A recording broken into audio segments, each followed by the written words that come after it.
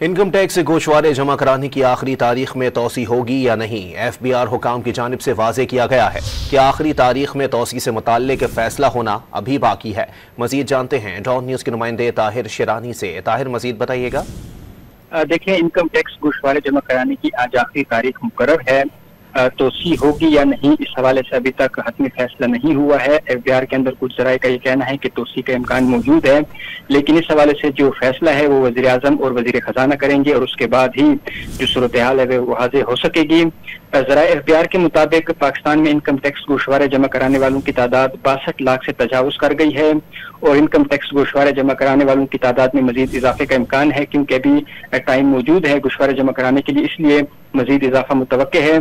Tax साल 2024 में गोशवारे जमा कराने वालों की तादाद 33,85,000 से ज्यादा हो गई है। गुज़श्ता बरस इसी अरसे में 17,15,545 अफराद ने टैक्स रिटर्न जमा कराए थे।